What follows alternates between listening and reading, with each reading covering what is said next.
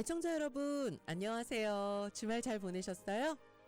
여기는 선우의 뷰티풀 데이입니다.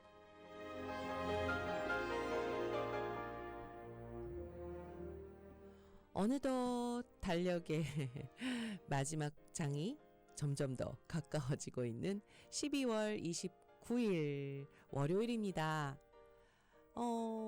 오늘 조금 살짝 공기도 차진 것 같고요. 근데 주말을 보내고 나서 그럴까요? 크리스마스 연휴를 보내서 그럴까요?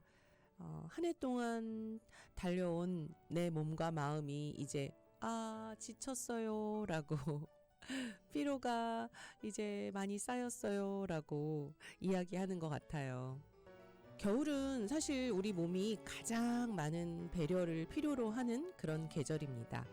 차가운 공기 그리고 건조한 실내, 그래서 감기 환자들, 목감기, 코감기 등등등 조금만 방심해도 건강의 균형이 깨지거든요.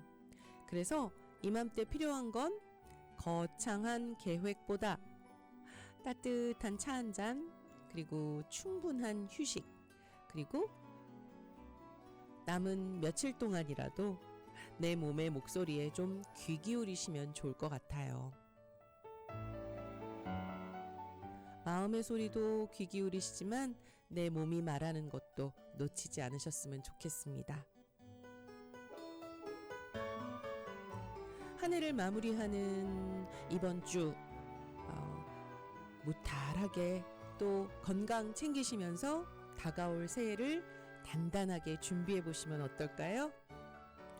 오늘 이 시간 여러분의 건강함 그리고 또 여러분의 몸 잘 챙기는 하루가 되시기 바라면서 선우의 뷰티풀 데이도 지금부터 시작하겠습니다. 네, 샘 스미스의 Love Me More 이란 노래 들으면서 오늘 새로운 한 주 시작. 그래도 사실 29일이다 그러니까 두둥 며칠 남지 않았구나라는 생각이 들면서도 아니다. 그래도 좀 차분하게 나를 돌아보면서 또 오늘은 좀 내 건강도 좀 내 몸도 좀 살펴봐야겠다. 내 몸이 뭐라고 얘기하는지, 피곤하다고 하진 않는지, 뭐가 좀 필요하다고 하진 않는지, 그 몸이 필요한 걸 좀 먹어주는 게 좋다고 그러잖아요. 누가 뭐가 좋다더라, 뭐가 좋다더라. 그런 음식보다는 내 몸이 원하는 그런 음식을 꼭 드시기 바랍니다. 자, 선우의 뷰티풀 데이 오늘도 건강하게 시작하려고 하는데요. 그래도 항상 또 저희 도와주시는 분들 소개해 올리겠습니다. 이민법에 관한 모든 문제를 정확하게 도와드립니다. 투자비자 이민 전문 이경희 변호사. 하루하루의 행복이 채워집니다. H솔루션 럭셔리 하이브랜드 마사지 체어 디바 헬스코리아에서 만나보세요. 백명란, 어리굴젓, 멍게젓, 낙지, 창란, 오징어, 새우젓 등 팔도 명품 젓갈을 파격 세일하는 홈쇼핑 월드. 워런티를 제공하는 정찰제 바디샵 덴트웨이. 생명을 귀하게 귀생당, 훅고이단 하면 귀생당에서 함께 해주십니다. 저도 살짝 감기가 왔어요. 그래서 주말에 굉장히 고생을 했는데 내가 연말에 너무 내 몸이 말하는 소리를 듣지 않았구나라는 생각이 들어서 오늘도 좀 내 몸에 좋은 걸 넣어줘야겠다라는 생각을 했습니다. 여러분 진짜 감기 조심하세요. 자, 저희 광고 듣고 와서 오늘 그분이 오십니다. 한 달에 딱 한 번 오시는데요. 센터 메디컬의 송홍우 박사님 오시니까요. 오늘 건강에 대해서 좀 차근차근 다 여쭤봐야겠어요. 여러분의 건강도 챙기면서 정보도 챙기는 시간 잠시만 기다려주세요. 라디오 클래스.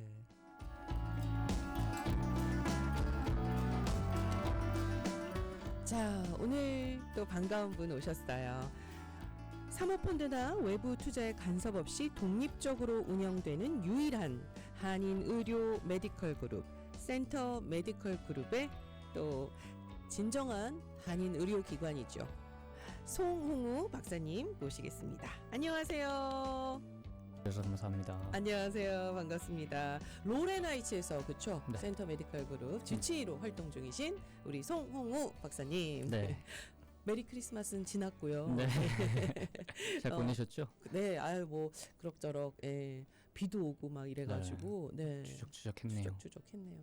사실 그냥 요 연말에 일단 저는 좀 힘든 일보다도 좀 신경 쓰는 일이 많고 그래서 그랬는지 감기가 그냥 턱걸떡 오더라고요. 네. 근데 아주 심하게 오지는 않았는데 그래도 좀 코감기도 오고 근데 저뿐만이 아니라 주변에 많은 분들이 감기 때문에 맞아요. 고생을 하시더라고요. 이번에 비도 오고 날씨도 또 갑자기 또 더 추워지면서 맞아요. 감기랑 독감, 코비드도 많이 그래요? 호소하시더라고요. 그래서 제가 아시는 이제 약국들에서도 그런 약들을 찾는다는 문의가 많다고 전해 들었습니다. 아이고. 그래서 사실은 저도 오늘 박사님 오신다 그러니까 이 겨울철 건강 관리 정말 어떻게 해야 되는지 그리고 왜 연말이 아프면 너무 힘들어요. 그렇죠.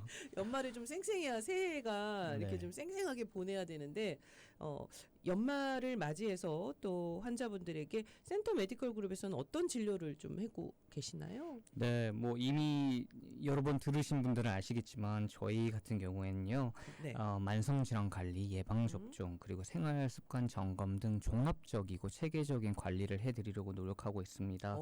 또 시니어분들께서 오시는데 접근성에 힘들지 않도록 저희가 라이드 서비스도 제공하고 있고요. 네네. 정기적으로 세미나나 이렇게 방송을 통해서 또 건강 관련된 정보들을 알려드리려고 노력 중에 있습니다. 야, 그러니까요. 사실 이제 시니어 어르신분들도 좀 이게 접근성이 좋으셔야 되거든요. 가는데 너무 오고 가는데 너무 시간이 걸린다거나 맞아요. 또 가셔서 너무 기다리신다거나 힘드신다거나 그러면 이 병이 병을 또 키우게 되죠. 네, 키우게 됩니다. 자, 그렇게 우리 센터 메디컬 그룹이 진정한 의미의 한인을 위한 또 한인 의료기관으로 아주 확실하게 자리매김하고 계신데요. 일단 사실 오늘 좀 저는 이 날씨가 춥고 그러니까 감기도 감기지만 몇 가지 또 우리 시니어분들이 신경 쓰셔야 아니면 갖고 계시는 그런 만성 질환 이런 부분에 대해서 좀 오늘 이야기 나눴으면 좋겠습니다. 네, 2025년 이제 연말이 다 끝나가잖아요. 네. 그래서 저도 이제 저희 병원에 방문하시면서 가장 많이 질문하시고 물어보셨던 질병들 위주로 한번 간추려봤고요. 좋습니다. 한 7가지 정도 되는데 오늘 간략하게나마 소개해드리고 정보를 좀 드리도록 하겠습니다. 간략하게 안 하셔도 돼요. 박사님. 오늘 네. 그냥 1시간 그냥 저하고 광고도 듣고 얘기도 하면서 왜냐하면 진짜 이렇게 전문가를 모시기가 또 쉽지도 않고 우리 선생님들이 너무 바쁘시니까 송홍 박사님도 한 달에 한 번밖에 못 오시잖아요. 그러니까 오늘 잘 오셨다. 그래서 우리 청취자분들도 질문 있으시면 질문 마구마구 올려주시기 바랍니다. 제가 대신 질문해드리고요. 오늘 천천히 우리 한번 이야기 나눠보죠. 일단은 가장 많은 또 뭐 만성 질환으로 갖고 계신 게 고혈압이 아닐까 생각이 듭니다. 근데 맞습니다. 이 고혈압은 진짜 그냥 우리가 계속해서 관리해야 되고 또 이런 부분이기도 하지만 요 또 특히 좀 기온차가 요 겨울철이 좀 심각하다고 해서 이 부분을 좀 어떻게 좀 주의하셔야 되는지 좀 알려주세요. 네. 제가 또 좀 이해하기 쉽게 비유를 해드리자면요. 네. 혈관은 마치 우리 수도관이라고 이해를 하시면 될 것 같아요. 왜 겨울철에 동파 사고가 일어나듯이 맞아. 이제 혈관이 추워지면 수도관이 좁아진다고 이해를 하시면 되고요. 좁아지게 되면 아무래도 심장으로 가는 혈액이나 이런 것들이 아무래도 그 직형이 작은 거를 통과해야 하다 보니까 그쵸. 속도가 빨라지고 압력이 높아지게 되죠. 그러다 보면 혈압이 상승을 하게 되고 고혈압이 이미 있으신 분에게는 추운 겨울이 좀 안 좋게 작용을 할 수가 있습니다. 대부분 이제 또 새해 첫날 되시고 또 한 해 마무리하시면서 이제 뭐 운동 시작해 봐야겠다 이러시면서 마음 드시고 이제 아침에 운동하러 나가시는 분들도 계시는데요. 이제 고령자 추울 때 이렇게 나가시게 되시면 급격한 온도 차이 때문에 혈관 질환에는 굉장히 안 좋을 수 있기 때문에 옷 따뜻하게 입으시고 모자 쓰시고 귀마개 하시고 장갑도 끼시고 몸을 따뜻하게 하시면서 운동을 시작하시는 게 좋을 것 같아요. 근데 왜 또 어떨 때는 왜 너무 따뜻하게 하면은 더워서 땀이 나면 더 감기 걸린다 막 또 그러잖아요. 그러니까 그게 결국은 약간 이 온도 차이나 체온에 그러니까 내 체온을 바깥과 안의 온도를 좀 잘 맞추셔야 하는 게 일단 중요하겠네요. 그렇죠. 급격한 온도 갑자기 변화는 추워지거나 또 갑자기 더워지거나 맞아요. 그것도 맞아요. 다 당연히. 그래서 왜 우리가 고혈압 환자들은 사우나나 냉탕 이렇게 왔다 갔다 하시는 것도 좀 피하시라고 조심하시라고. 말씀드리는 게 예. 같은 맥락의 그- 이유입니다. 그래도 그런 좀 사례가 좀 많이 있나 봐요. 저도 가끔 사우나에 가면 그 문구가 적혀 있어요. 네. 예, 그러니까 고혈압 혹시- 환자나 예, 임산부는 조심하시라고 나와 맞아요. 있죠. 그래서 네. 혹시라도 뭐 뜨거운 물에 들어가시거나 찬물에 들어가시거나 하실 때 절대적으로 조심하시라고 이렇게 써 있더라고요. 네. 근데 사실 그 고혈압은 뭐 저도 약간 이렇게 어떨 때 보면은 막 높아 있고 근데 집에서 이제 그 혈압을 좀 재는 게 좋다 그래서 네네. 저도 이제 집에서 아주 가끔 좀 머리가 좀 띵한 것 같다 그럴 때 이제 한번 재보면 굉장히 높아져 있고 또 다음날 보면 또 제대로 와 있고 네. 또 특히 병원에 가면 뭔가 높아지고. 이상한 선생님 앞에 서면 혈압이 높아졌다가 잠시만 좀 있다 하죠. 그래서 좀 쉬었다가 또 하면 또 조금 내려가 있고 왜 그렇게 들쑥날쑥한 건가요? 혈압은 사실 자율신경계에 영향을 많이 받기 때문에 우리가 조절하지 못하는 건 당연한 거고 네. 반대로 바꿔서 얘기하면 우리가 이제 겪는 모든 외부적인 요인에 좀 반응을 잘 합니다. 그래서 온도 아까 말씀했던 온도도 원인이 될 수 있지만 네네. 긴장을 한다거나 음. 스트레스를 받는다거나 음. 이렇게 되면 그런 요인들로 인해서 혈압이 오르기도 하거든요. 네, 중요한 거는 대부분 혈압이 뭐 120에 80이 정상으로 알고는 계시지만 네. 혈압이 쭉 유지가 된다고 오해를 하고 계신 분들이 많으신 것 같아요. 나는 약을 먹고 있고 네. 혹은 근데 관리를 하고 혈압은 있어. 실질적으로 혈압과 이따 당도 말씀드릴 테지만 우리가 이제 물결을 치면서 움직인다고 생각을 하시면 되세요. 혈압이 높을 때도 있고 낮을 때도 있고 이제 파고를 이제 치면서 혈압이 유지가 되는 모습인데 당도 마찬가지로 혈압도 이 네. 파고의 높이를 어느 정도 조절하는지가 사실은 관건입니다. 그러니까 변화가 너무 크면 클수록 혈관에게는 스트레스로 작용을 하기 때문에 그 파고를 줄이는 그래서 우리가 약을 쓰게 되는 거고요. 집에서 혈압을 재보라고 말씀을 드리는 경우는 네. 방금 말씀은 주셨지만 병원에 오시면 혈압이 올라가시는 분들이 계세요. 선생님 집에서는 깡만 멀쩡한데 보면 그게 와이콧 신드롬이라고 실제로 있는 진짜요? 병명입니다. 네. 실제로 병원에 오시고 이렇게 와이코트를 네, 보고 네, 이러시면 자기도 모르게 긴장을 하는 거죠.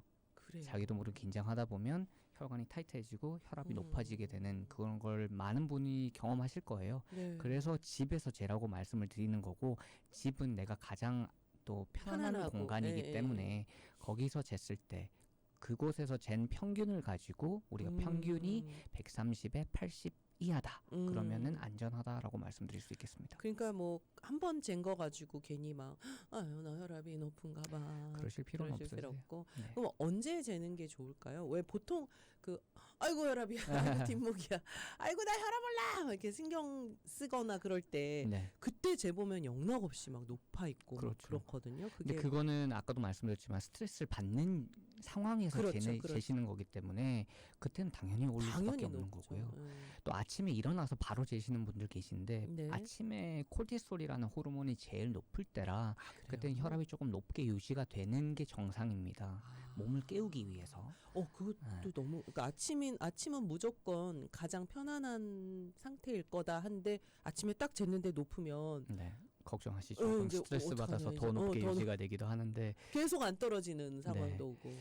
대부분 이제 아침에 일어나셔서 몸 이제 다 기상하신 다음에 몸이 어느 정도 익숙해지면 혈압이 떨어지게 돼 있고요. 네. 그래서 제가 말씀드리는 거는 오전 오후로 한번 재보시라고 말씀드리는데요.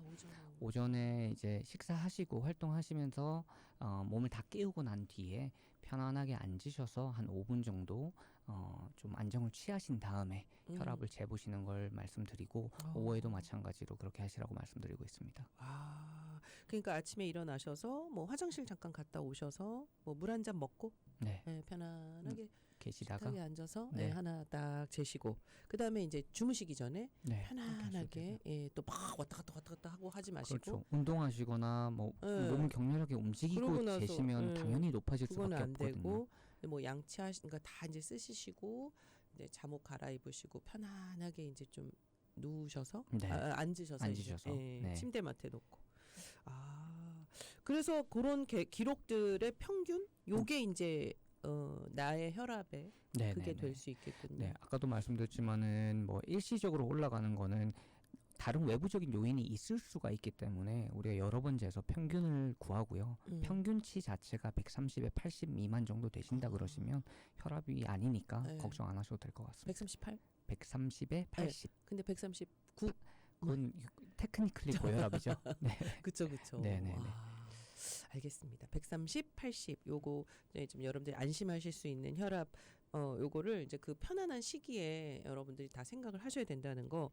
근데 제가 예전에 저희 할아버지께서 이제 고혈압이셨어요. 네. 근데 무슨 그 팔순자치인가 뭐 그런 잔치가 그런 잔치에 가셔가지고 그 굉장히 좀 짠 음식을 딱 드셨는데 갑자기 좀 쓰러지셨거든요. 그러니까 술도 조금 드셨겠지만 고혈압 있으신 분들이 그런 음식이나 이런 걸 좀 조심하셔야 될까요? 네, 아무래도 이제 연말 연시에 우리가 파티도 네. 많이 하고 음식도 짠 음식도 많이 먹게 되고 좀, 맛있는 예. 음식 찾다 보니까 맞아요. 그렇게 되기도 좀 마련인데요. 진하죠. 네, 이 이제 고혈압이나 이런 질환들이 있으신 분한테는 그 딱 한 젓가락만 일하는 게 제일 무섭습니다. 그러니까 정말 저희 할아버지가 진짜 딱 그 젓갈을 하나 딱 한 입 드셨대요. 네, 아무래도 이제 한국인 식단에는 짠 음식이 많기 때문에 짠 국이나 찌개, 이런 반찬들 혈압에 적이 되겠죠. 어떻게 좀 드시면 좋을까요? 좀 그래도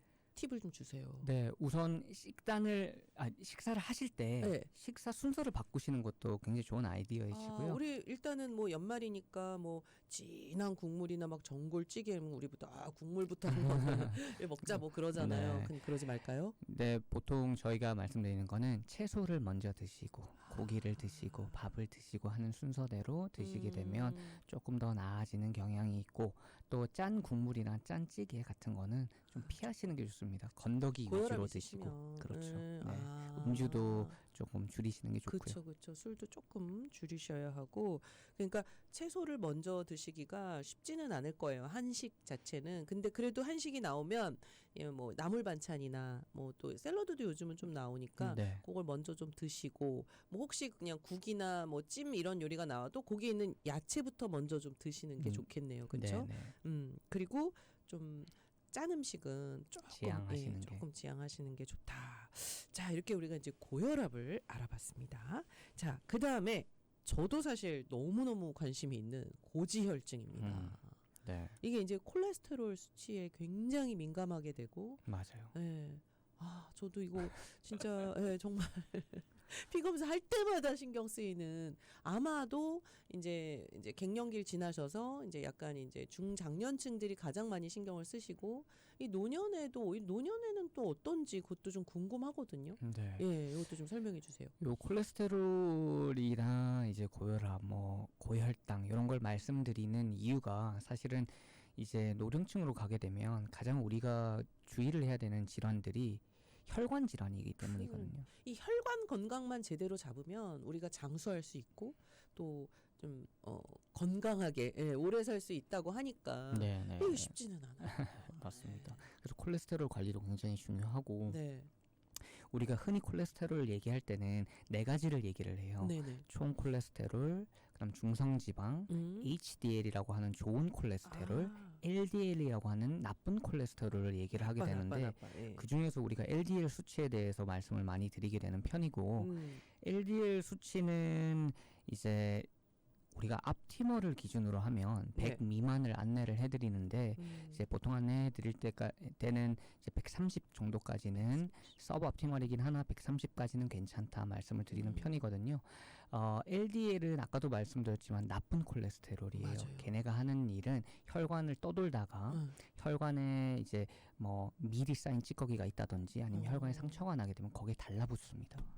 달라붙으면서 경화를 일으키죠.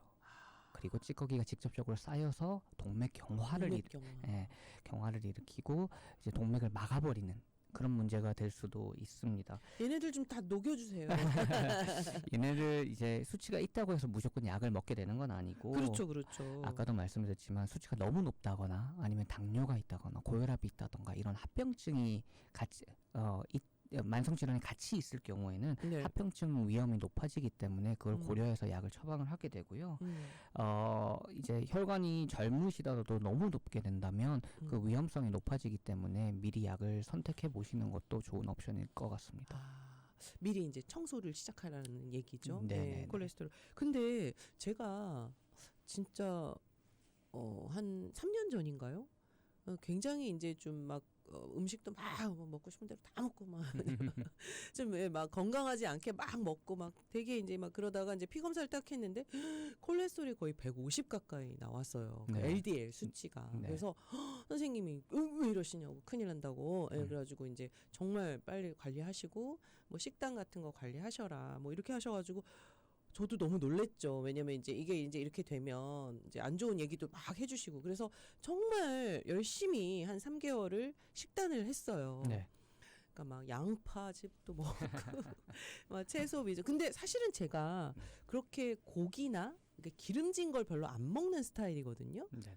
근데 내가 왜 콜레스테롤이 높을까? 왜 자꾸 이제 생각을 하면서 밀가루나 이런 걸 정말 제가 잘 먹어요. 네. 그래서 이제 밀가루를 한번 다 이제 좀 안 먹어본 거예요. 네. 밀가루부터 시작해서 뭐 빵, 떡, 탄수화물.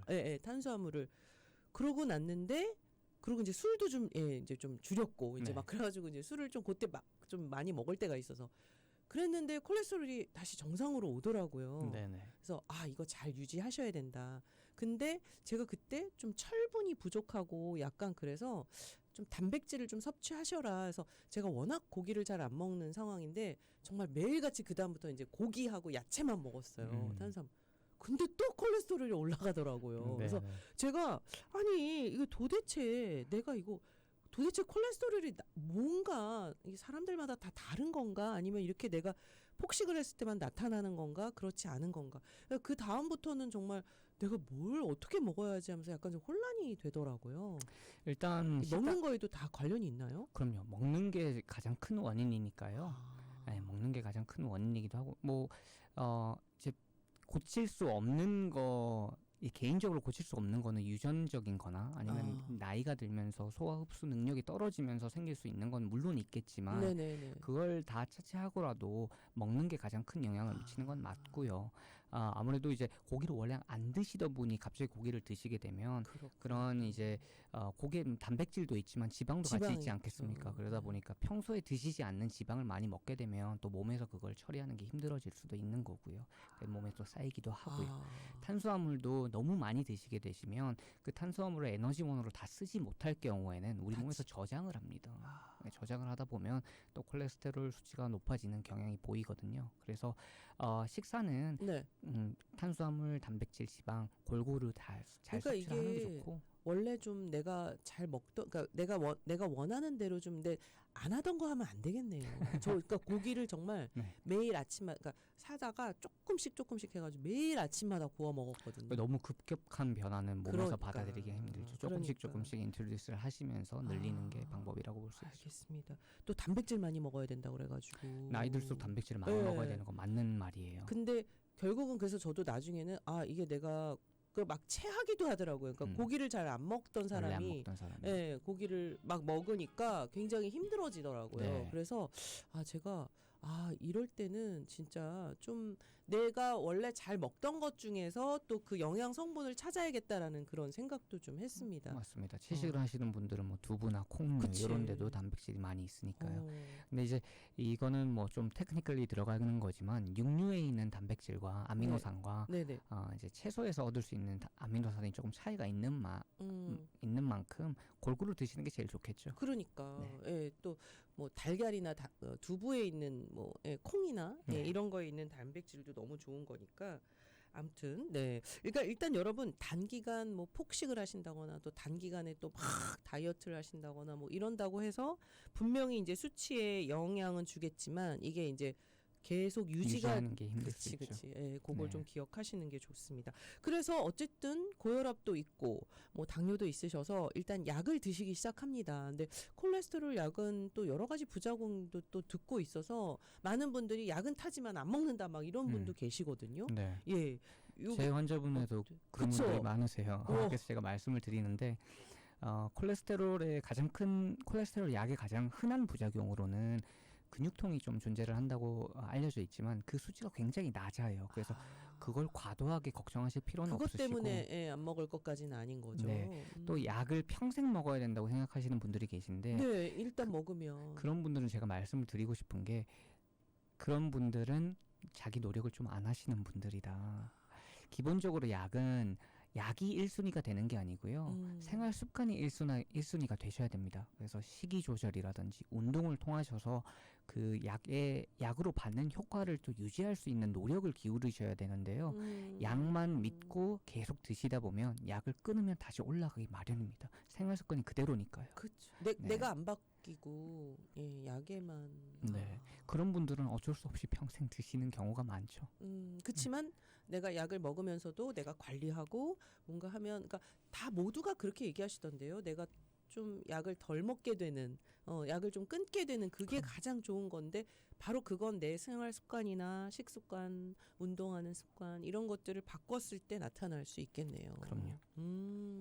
알겠습니다. 자, 근데 또 감기나 뭐 독감에 걸려가지고 사실 또 이게 혈당이 막 요동을 치는 경우도 있다고 하니까 네. 예. 그땐 또 좀 달라지는 건가요? 네, 혈당 같은 경우에는 겨울철에 이제 당뇨가 있으신 분들의 네. 활동량이 아무래도 적어지다 보니까 날씨가 춥다 보니까 집에만 계시는 경우도 많게 되고 운동도 안 가시는 분들도 생기고 이러다 보면 추워서. 그러다 보면 활동량 자체가 떨어지다 보니까 당이 우리가 몸에 에너지를 쓰기 위해서 당을 태워야 되는데 안 태우고 남는 잉여당이 많아지게 되죠. 그렇게 되면 혈당도 자연스럽게 높아지는 경우를 저희가 좀 많이 보기도 합니다. 하긴 그러네요. 저도 이번 주말에 좀 감기 기운이 있다 그래서 먹고 자고 먹고 네. 정말 움직이지도 않고 원래도 잘 안 움직이는데 더 누워 있게 되더라고요. 그리고 예, 또 날씨가 좀 꾸물꾸물하고 그러니까 그냥 더 안 나가게 되더라고요. 그럴 경우에는 집에서라도 움직이시면서 운동을 집에서 하시면서 하다못해 뭐 제자리 걸음도 하시고 뭐 그렇죠. 집안에 있는 운동기구나 이런 것들을 좀 이용하셔도 좋겠네요. 네, 그래서 몸을 가만히 두지 않고 좀 어. 움직이는 게 도움이 될 거라고 말씀드리고 먹고 싶어요. 나서 좀 바로 움직여 주시는 게 좋은가요? 그러니까 조금 쉬셨다 소화되면 네, 기본적으로 이제 소화를 조금 시키는 게 시키고. 좋겠죠. 뭐 위에 그대로 음식이 있는 대로 움직이면 네, 그러니까 또 체하시기도 막, 쉽고 그러시기 때문에 한 30분. 왜냐하면 탄수화물이 몸에 들어오게 되면 대부분 굉장히 빨리 흡수가 돼서 에너지원으로 즉각적으로 쓸 수는 있게 됩니다. 그렇기 때문에 한 30분에서 1시간 정도 계시다가 네. 그다음에 움직이시는 게 그 당을 태우는 데는 도움이 되실 것 같아요. 그리고 사실은 또 감기나 이제 독감이 걸리시면 예전에는 어머님이 막 엄마나 할머니가 잘 먹어야 된다 그래가지고 또 막 이제 억지로 막 먹이잖아요. 근데 네. 막 먹을 수도 없는 상황인데 그래도 먹어야 산다고 막. 근데 그게 맞나요, 박사님? 기본적으로 기운을 차리긴 차려야 되지만 기본적으로 말씀드리면 뭐 며칠 안 먹는다고 사람이 그렇게 되지는 않거든요. 하지만 요즘 같은 세상에 이게 옛날에는 당연히 못 옛날에는. 먹었기 때문에 맞아, 먹는 것 맞아. 자체가 약이나 다름 없었는데 지금은 자기 컨디션 봐가면서 먹는 게 맞고요. 사실 아예 뭐 굶는다, 하루 내내 굶는다 이런 거는 추천드리진 않죠. 그렇죠. 양을 조금 줄여가지고 드시더라도 끼니는 챙기면서 하시는 게 좋을 것 같습니다. 또 약을 먹는데 또 빈속에 약을 먹는 것도 되죠. 힘들고 이러시기 때문에 약을 먹기 위해서라도 뭐 식사하시는 분들 계시긴 한데 조금이라도 저는 아무래도 고령 환자들을 뵙다 보니까 그쵸. 이제 곡기가 줄어들기 시작하면 몸이 급격하게 안 좋아지는 경우들은 그러니까 있으세요. 왜 예전에 곡기를 끊는다. 왜 그렇게 그런 되면은 이제 굉장히 안 좋아지는 분들이 많으시기 때문에 식사는 양을 줄이되 하라고 말씀드립니다. 그러니까 뭐 아프다 그래가지고 막 너무 거하게 막 그럴 것도 사실 필요 그런 거 없고요. 없고 좀 가볍게 이렇게 네네네. 드실 수 있게, 그리고 좀 물도 좀 많이 드시면 좋을 것 같고요. 네네. 자, 지금 고혈압, 고지혈증까지 지금 알아보고 있는데요. 자, 잠시 전하는 말씀 듣고 와서 오늘은 또 당뇨병, 그리고 또 만성 폐쇄성 질환, 그리고 퇴행성 관절염까지 한번 주르륵, 거기다가 우리가 가장 관심 있는 인지기능 장애, 치매까지 한번 쭉 가보도록 하겠습니다. 잠시 전하는 말씀 듣고 와서 우리 센터 메디컬 그룹의 로렌하이츠 주치의시죠, 송홍우 박사님과 계속 이어가도록 하겠습니다. 센터 메디컬 그룹의 로렌하이츠 주치의로 계시죠, 송홍우 박사님과 함께 겨울철 건강, 네, 겨울철 건강 지키기 또 여러 가지 또 고혈압 그리고 또 고지혈증 또 당뇨병까지 이제 자연스럽게 좀 이어졌네요. 혈당 이야기가 나왔으니까요. 네. 그래서 사실은 이제 연말에 가장 조금 몸을 혹사하시는 분들도 많으시고 왜냐면 이제 올해가 이제 마지막이다 그러니까 오늘 올해 마지막 좀 뜨겁게 뭐 회식을 하시는 분들도 뭐 계시겠지만 아니면 이제 그동안 못했던 일들을 좀 분주하게 막 하시느라고 또 바쁘시고 또 여행을 가신 분들도 계시고 어쨌든 조금은 평상하고 다른 그런 컨디션 때문에 이제 몸에 네. 좀 더 신경을 쓰셔야 되는 것도 맞는 것 같은데 그렇죠. 이게 당뇨가 있으신 분들도 사실은 굉장히 좀 더 조심하셔야 되는데 좀 안 됐기도 해요. 크리스마스 연말에 맛있는 거 많은데 맛있는 거 못 드시. 잘 챙겨 드셔야 되고요. 아무래도 이제 탄수화물 같은 경우에는 소화 흡수되면서 포도당으로 바로 변환이 되는 친구들이다 보니까 이제 저는 이제 미국 병원에서 근무를 하고 수련을 다 했기 때문에 우리가 세 가지 네. 하얀 가루를 조심하라고 하거든요. 그게 밀가루, 아. 소금, 설탕입니다. 근데 이제 탄수화물을 굉장히 조심을 해야 되고 그러네요. 뭐 한국식으로 하시면 쌀밥이 되겠죠. 쌀밥. 네, 그래서 탄수화물 양을 조금 줄이시고 당뇨병 계신 분들은 또 저혈압이 있으실 수 있기 때문에 뭐 아예 안 드시는 건 안 되고요. 끼니 꼭 챙겨 드시고 다만 탄수화물 많이 먹는 거에 대해서는 연말이니까 더 많이 드실 기회가 많은 만큼 조심하셨으면 좋겠습니다. 네, 네. 어쨌든 당뇨 계신 분들도 사실은 좀 조심하셔야 되고 아까도 말씀하셨잖아요. 이게 감기나 독감이 걸리셔서 또 이게 갑자기 또 그러니까 아프니까 먹어도 되니까 또 드셔서 혹시 혈당이 튀일 수도 있으니까 그럴 때도 너무 막 이렇게 과하게 드시는 건 좋지 않다 이렇게 얘기를 해주셨습니다. 자, 그 다음에 사실 만성 폐쇄성 질환, 네. 이것도 지금 많이 또 환자분들이 계신가요? 네, 만성 폐쇄성 폐질환 그리고 이제 천식 때문에 방문해 주시는 분들도 많이 계시거든요. 이제 기관지는 온도에 굉장히 민감합니다. 공기가 그대로 들어오기 때문에요. 그래서 찬 공기를 마시게 되면 기관지가 수축하는 경향이 있게 되는데 그렇게 되다 보면 우리 천식 환자나 아니면 만성 폐쇄성 폐질환을 가지고 계신 환자분들은 숨쉬기가 더 어려워질 수 있어요. 그렇기 때문에 밖에 나가실 때는 특히 이제 지금처럼 온도가 좀 낮아졌다 이러시면 마스크 꼭 착용하시고 네, 찬바람을 바로 마시게 되면은 숨이 답답해질 수 있기 때문에 마스크 꼭 착용하시고 외출하시는 게 좋으실 것 같습니다. 이것도 정말 조심하셔야 될 것 같아요. 왜냐면 진짜 이렇게 기관지 천식이나 그쪽 안 좋으신 분들은 조금만 이렇게 실내가 건조해져도 굉장히 힘들어하시고 먼지나 또 뭐 그러니까 외부의 어떤 그런 접촉에 굉장히 민감하시니까 마스크 절대적으로 외출 그냥 필수네요. 네, 방금 말씀 잘 해주셨는데요. 이제 난방을 하게 되면 실내 공기가 굉장히 건조해지기 마련인데 그 건조한 것 때문에 가래 배출도 또 힘들게 될 수도 있습니다. 그래서 나와야 되죠. 근데.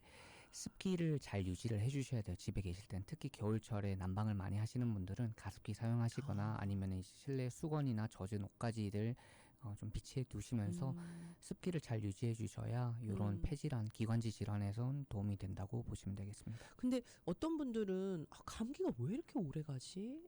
그런 분들도 계셔요. 그러면 이게 그래도 뭐 나 그냥 감기가 좀 오래 가나 보다 하는데 좀 구별할 수 있나요? 감기와 또 사실은 이렇게 악화된 내 상황이나 이런 것들을 그냥 오래되셔도 그냥 뭐 약 드시고 아니면은 그냥 저희가 통계적으로 말씀드릴 때 그냥 바이러스성 기관지염 아니면 바이러스성 예를 들어 감기라고 하면 대부분 1, 2주 사이에 자연적으로 치유가 됩니다. 그 이상으로 가게 될 경우에는 일반 감기라고 보기엔 좀 어려울 것 같고요. 감기도 계속 지속되다 보면 면역이 떨어지고 세균성 감염의 위험도 높아지기 때문에 잘 알아보셔야 될 것 같고 또 가래나 콧물이나 이런 것들이 색깔이 변하거나 아니면 자세를 바꿨는데 숨이 차다거나 이러면은 만성 폐쇄성 폐질환뿐만 아니라 심장이 원인이 될 수도 있거든요. 실제로 저번 주에 저를 본 환자분 중에서 본인은 천식으로 알고 계셨지만 검사해보니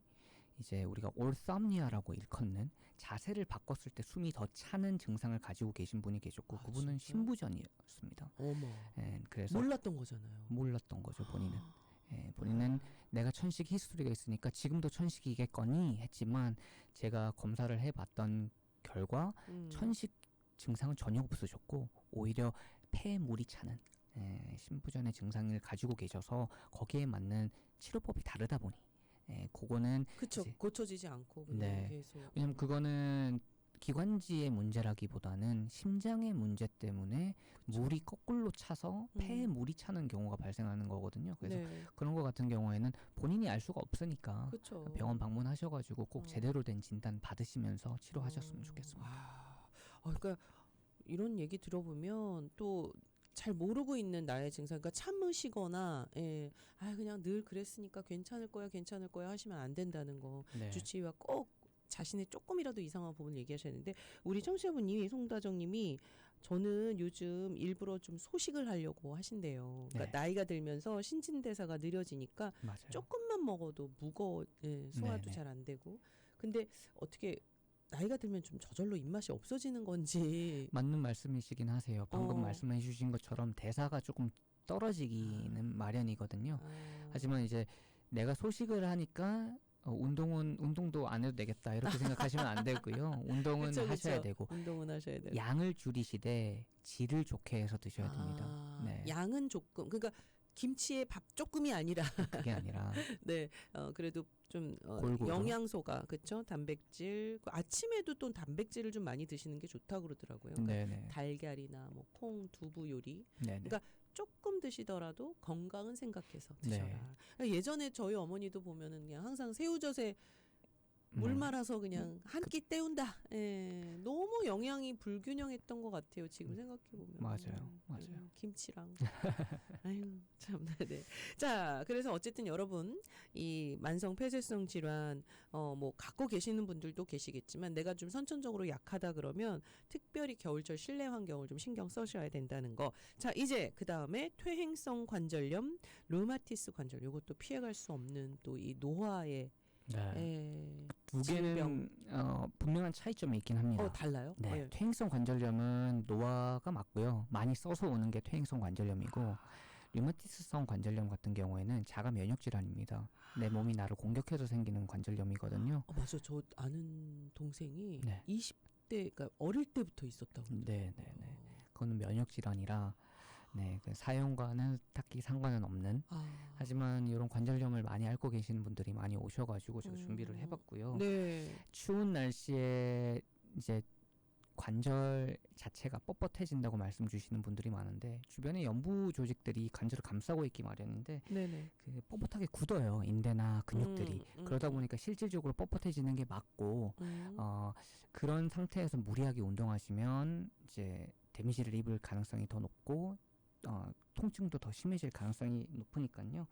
따뜻하게 이제 웜업이라고 하죠. 웜업도 충분하게 그쵸. 하시고 실질적으로 뭐 보온팩이나 담요 같은 거 두르시면서 관절을 따뜻하게 유지해 주시는 게 좋을 것 근데 같습니다. 일단은 퇴행성 관절염, 뭐 류마티스 관절염 그러면 좀 운동하거나 걷는 것도 좀 조심해야 되지 않을까. 네. 더 나빠지지 않을까. 네. 그런 생각도 좀 들거든요. 아예 쉬는 건 권장드리지 않고요. 통증은 아무래도 개인적인 주관적인 부분이기 때문에 네. 제가 뭐 운동하지 마세요 이렇게 말씀드린 건 아니고 너무 아프면 당연히 쉬시는 게 맞으시죠.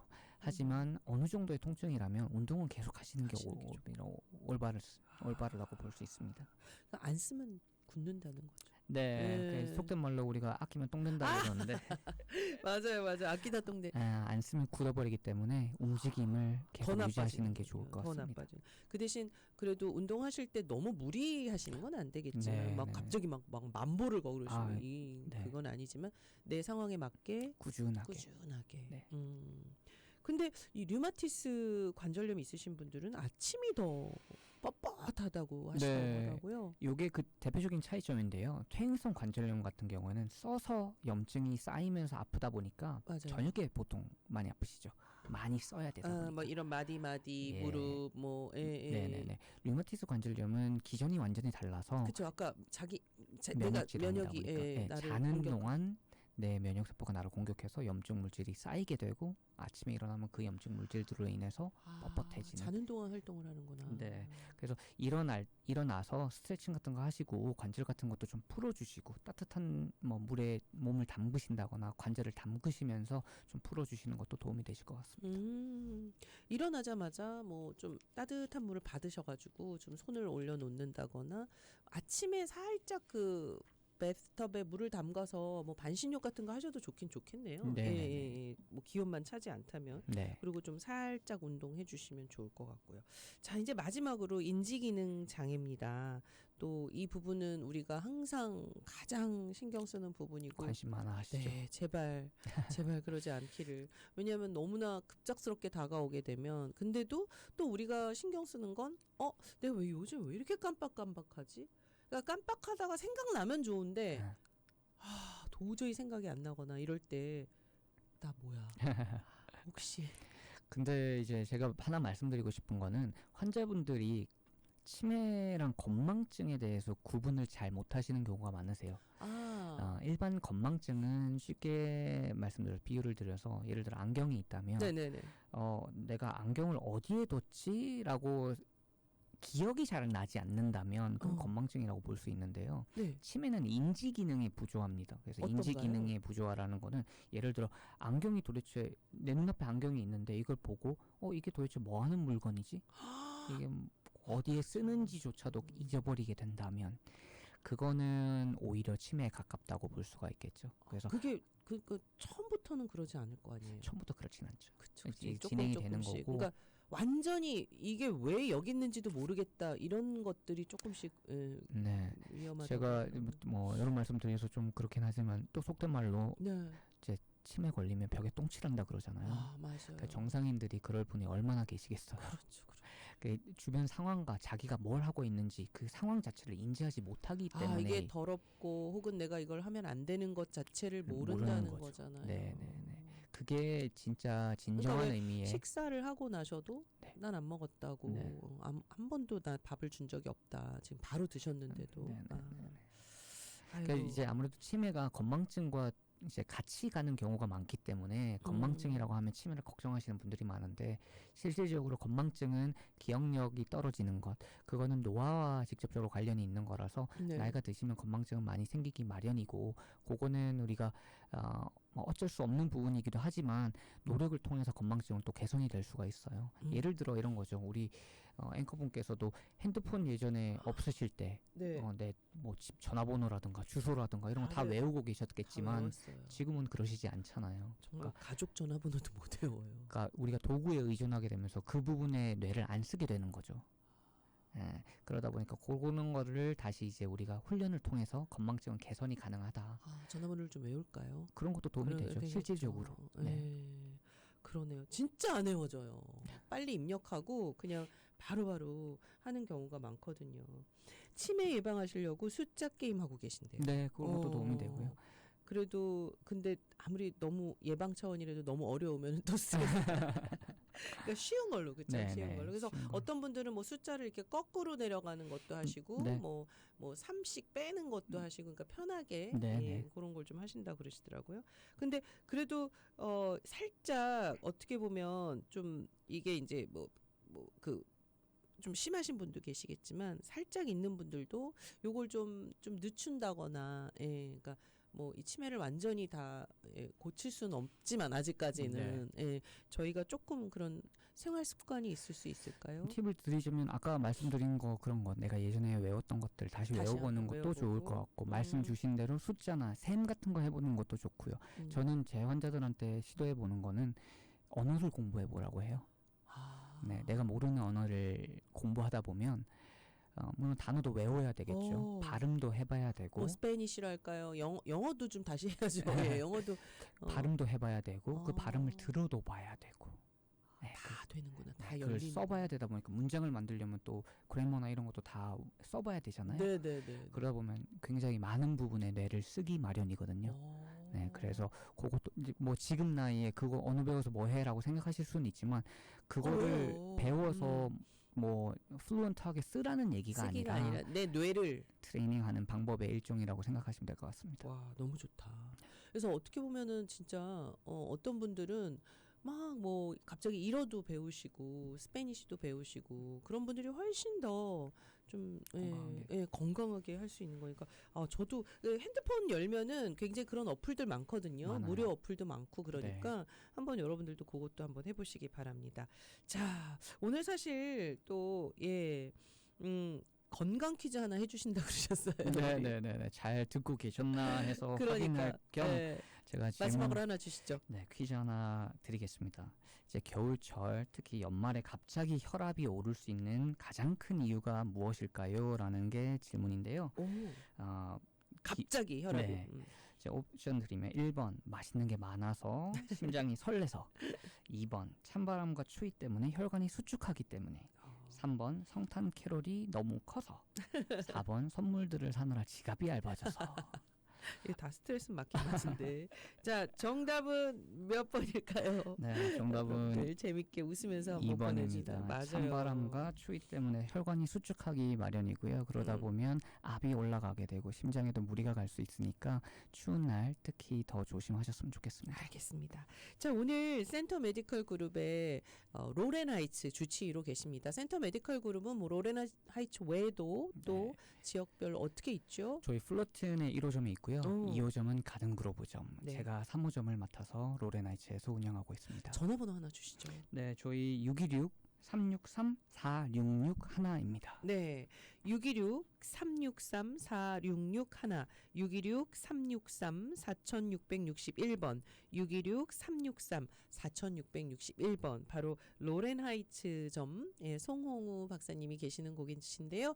여러분의 주치의로 제가 알기로는 항상 친절하게 그리고 눈높이에 맞춰서 이렇게 항상 나긋나긋 조용조용 이렇게 다 설명해 주시니까요. 한번 꼭 방문해 보시면 좋을 것 같고 센터 메디컬 그룹 각 지역 있는 곳에서 여러분들의 또 건강을 좀 챙겨 보시기 바랍니다.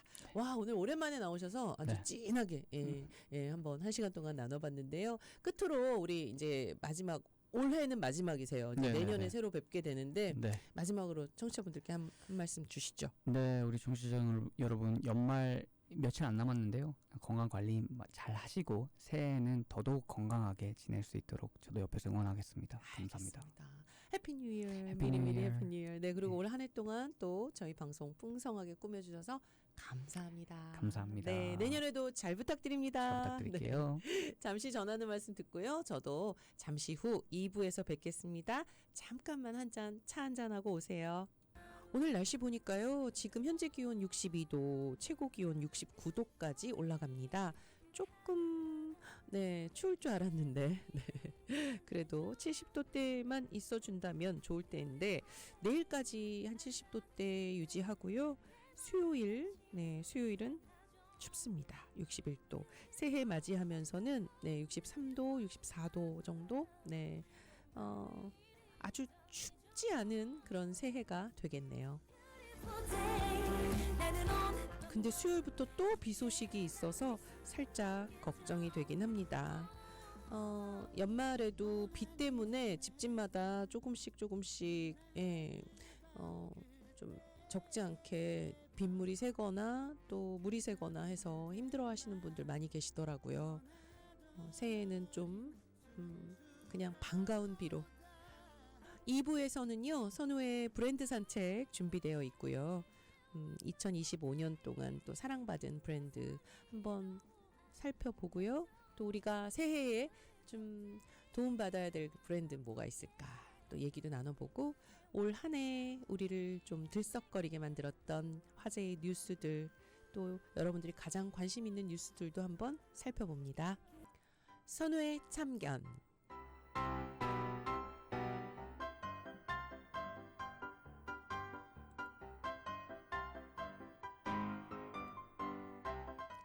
선우의 참견에서는요, 오늘 또 가장 많이 본 뉴스 라디오 서울 홈페이지를 통해서 여러분들께 알려드리고 있습니다.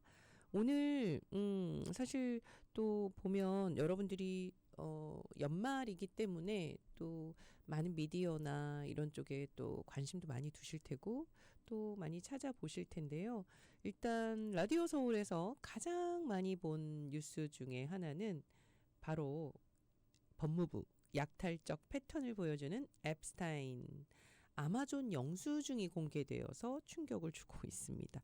지금 제프리 앱스타인의 이제 사후에도 예, 하나하나 뭔가 예, 상자가 열리듯 하나하나 열리고 있는데 그 중에서도 2014년부터 2019년까지 5년간의 구매 내역인데요. 여학생 교복, 감시 장비, 성인 용품, 어린이 장난감, 아이고 이런 것들 주문해가지고 맨하튼 타운하우스나 사유 그 섬으로 배송한 기록이라고 하네요. 아이고 또 어떻게 또 이런 또 예, 영수증이 나왔는지는 모르겠지만 아무튼 이런 생태를 그 제가 다 열거할 수 없을 정도로 말도 안 되는 그런 성인 용품들이 이제 구매가 됐는데요.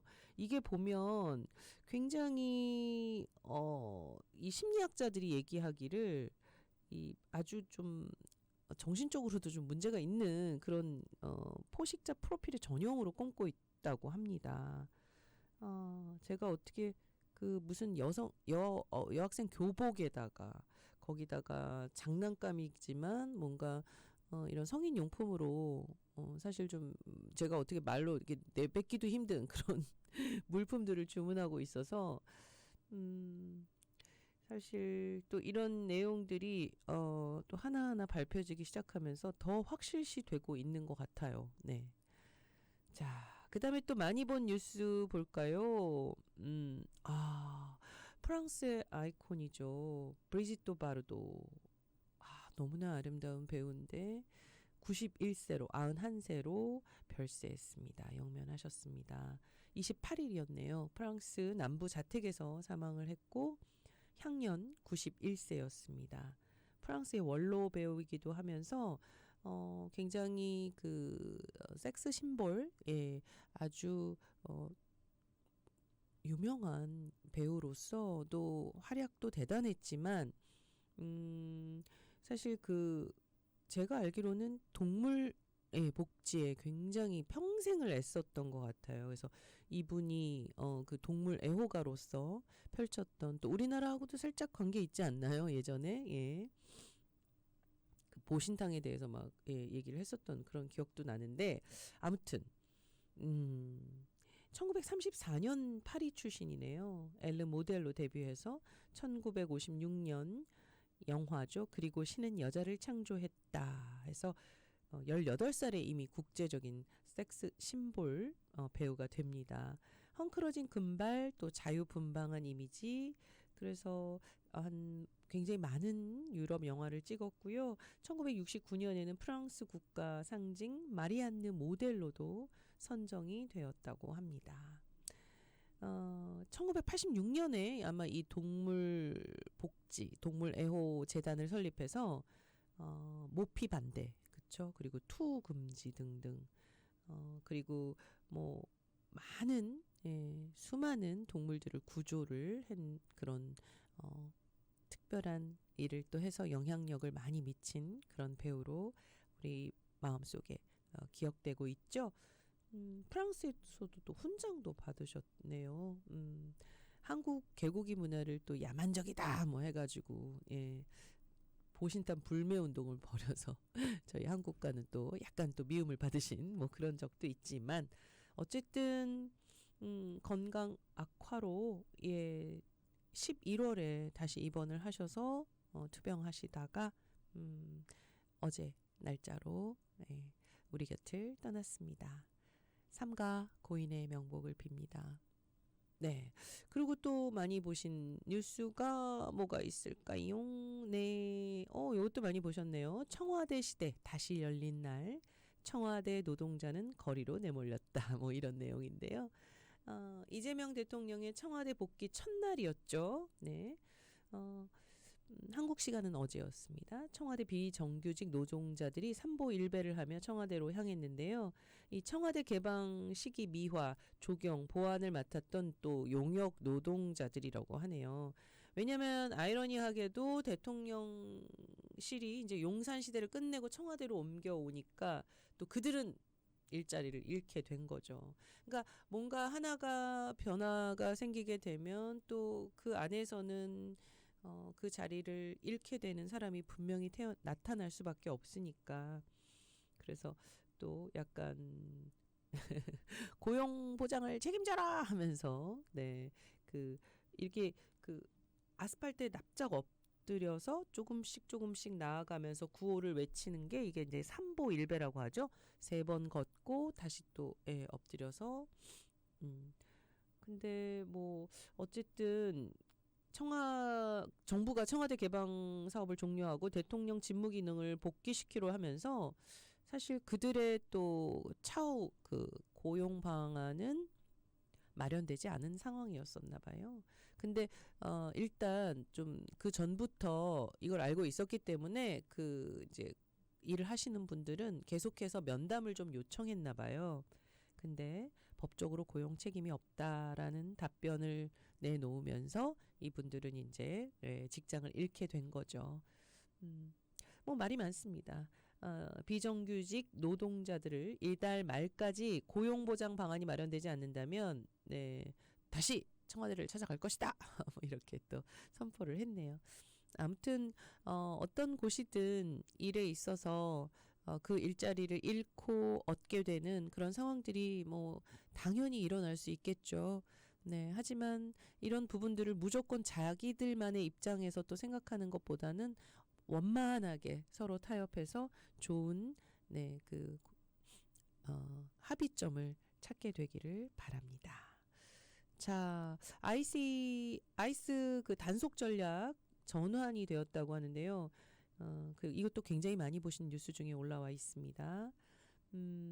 도널드 트럼프 행정부가 대규모 추방 정책이 본격화되면서 연방이민세관 단속국 아이스의 단속 전략이 근본적으로 바뀌고 있다고 그래요. 그래서 현장 체포가 폭증하고 있다 이렇게 얘기를 하고 있는데 아이스가 올해 9월 한 달에는 약 17,500명의 이민자를 거리와 주거지, 직장에서 체포했고 10월 달에는 더 많은 수치였고요. 지금 현재도 어떤 달보다도 또 높은 수치에 지금 아직까지는 다 집계되지 않았지만 기존에는 지역 교도소나 구치소에 수감된 이민자를 인계받아서 체포하는 방식이 주를 이뤘는데 최근 들어 이 아이스 커뮤니티 전반으로 단속 범위를 넓히면서 직접 추적 체포에 나서고 있습니다. 현장 체포 때문에 이 그 건수가 한 4배 이상 증가했다고 해요. 예. 그래서 아무튼 연말인데도 또 곳곳에서는 우리가 모르는 그곳에서는 또 눈물 흘리는 일들이 또 벌어지고 있고 이게 뭔가 좀 숫자를 높이기 위해서 좀 더 압박 체포가 이루어지고 있는 건 아닌지라는 걱정도 조심스럽게 되면서 정말 또 이런 부분에 대해서도 사실 굉장히 좀 불안해하시고 그래서 더 경기가 더 침체되어 있는 것도 있는 것 같아요. 좀 소비가 원만하게 이루어져야 하고 연말 분위기가 좀 나야 하는데 그렇지 못하다는 많은 분들의 이야기가 저도 제보 받고 있습니다. 자, 선우의 참견. 오늘은 라디오 서울 홈페이지 안에 있는 가장 많이 본 뉴스들 몇 가지만 소개해드렸습니다. 그 외에도요, 여러분들 라디오 서울 홈페이지로 들어가셔서 뉴스도 가장 빠른 뉴스 빨리 보실 수 있고요. 또 유튜브로 전환되는 버튼이 있으니까 또 거기서 바로 또 저희 보이는 라디오로 들어오셔도 좋고요. 여러 가지 정보 나누실 수 있는 라디오 서울 홈페이지 많이 여러분들 구독해 주시기 바랍니다. 잠시 전하는 말씀 듣고 오겠습니다. 브랜드 산책.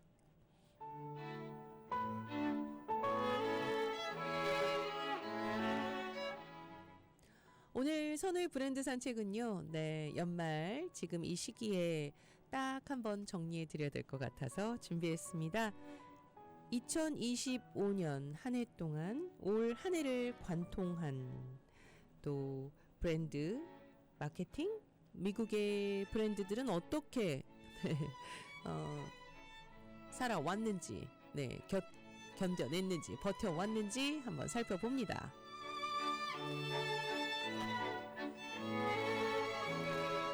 제가 뷰티풀 데이를 맡으면서 월요일에 브랜드 산책이라는 코너를 1년 동안 해왔습니다. 우리가 알고 있는 브랜드, 또 알고는 있는데 잘 모르는 브랜드, 너무나 친숙하지만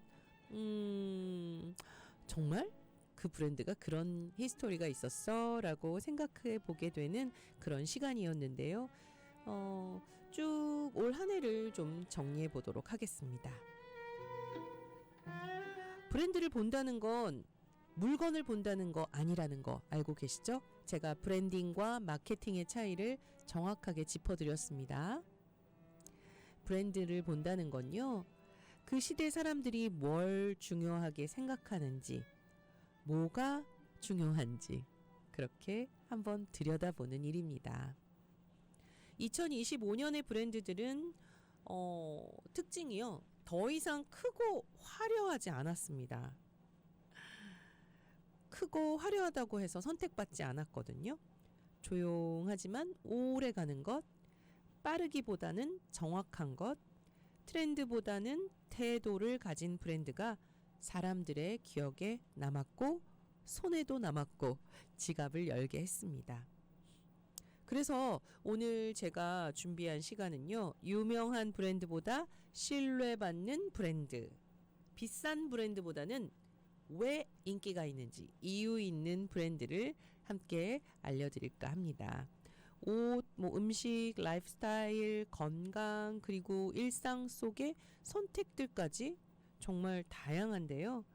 2025년을 살아가는 우리에게 왜 이 브랜드가 의미가 있는지, 어떤 철학으로 만들어졌는지 조용히 한번 짚어드릴게요.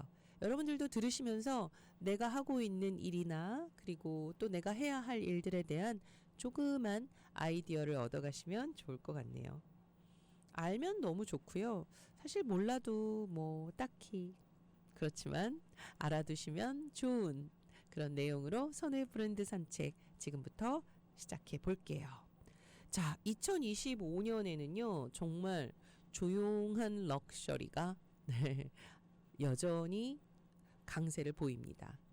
한 2년 전부터인가요? 예, 올드머니 룩, 조용한 럭셔리 이렇게 해서 사람들 사이에 막 로고가 막 보이고 또 그 브랜드 네임이 막 강조된 그런 제품보다는 또 오래 쓰고 품질을 중요하게 생각하고 또 나이에 어울리는 그런 브랜드를 더 좋아하게 됐죠. 그리고 보면요, 미국 브랜드 보면은 2025년은 제품만 잘 만드는 시대를 넘어서 사회적인 가치, 또 지속 가능성, 목적을 꼭 전달해야만 소비자의 마음을 사로잡았습니다. 특히 환경이나 어떤 지구를 생각하는 마음, 이런 것들이 훨씬 더 브랜드에 관한 강한 충성심을 줬거든요. 그리고 또 AI 활용에 대해서도 많이 더 대두가 됐는데 개인 취향에 따라서 또 개인 맞춤, 모든 것이 다 개인별로 커스터마이즈된 컨텐츠가 사랑을 받기 시작합니다.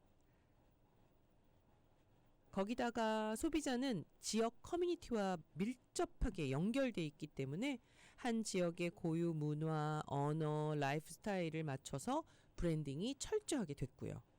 그래서 옛날에는 전통적인 전국 광고 막 이런 것들이 좀 강력한 그런 브랜딩의 우선이었다면 2025년에는 지역 중심 커뮤니티, 작은 커뮤니티도 눈여겨보는 그런 브랜딩을 하게 됩니다. 그래서 결국은 SNS, 웹, 앱, 오프라인 매장을 넘어서서 이 온라인에서 디지털 스토리텔링이 이루어지고 여러 가지 고객을 만나는 채널이 다양하게 되는 거죠. 그러니까 소비자들도 똑같이 반응합니다. 가격 대비 품질 체크를 똑똑하게 하고요. 무료 반품에 대해서는 무조건, 그리고 보상 프로그램이 있는지 없는지 이런 것들을 가치를 두고 판단하는 그런 소비 형태를 보여주게 됩니다. 2025년은요. 소비자의 행동 그리고 또 마케팅의 전략 이런 것들이 계속해서 개인화되고 또 지역화되면서 어떻게 보면 고객과 더 깊은 관계를 맺는 그런 브랜딩이 되지 않나 생각해 봅니다. 그래서 또 소비자들은 더 계획적이고 더 집중해서 브랜드를 탐색하고 정말 오래 볼 것이냐 말 것이냐를 결정하게 됐던 것 같습니다. 자, 선우의 브랜드 산책 여기까지 하고요. 잠시 전하는 말씀 듣고 올해 또 재정 브랜드로는 가장 멋진 브랜딩을 하신 와이즈 캘리포니아 파이낸스의 문선영 대표님 모십니다.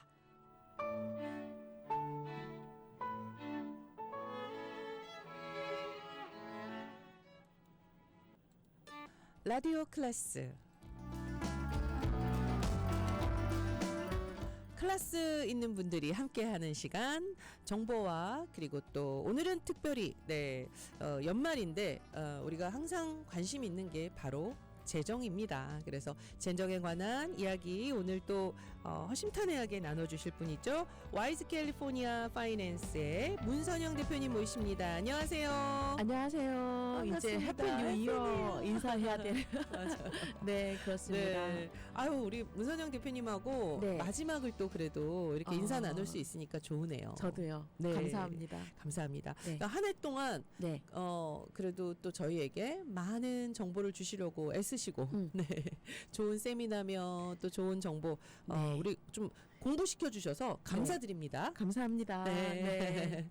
자, 오늘도 어김없이 또 질문은 떴고요. 네. 네. 네, 우리 문선영 대표님께 궁금한 부분들이 굉장히 많으신 것 같아요. 그래서 사실 제가 또 질문을 하나 가져왔습니다. 네. 그래서 좀 문의를 드리고 대표님이 좀 상담해 주시고 오늘 이 내용이 아마 우리 청취하시는 분들도 갖고 계시는 또 고민 상황일 수도 있고 또 많은 분들이 또 이런 상황에 계신 것 같아서 오늘 한번 사연을 읽어보도록 하겠습니다.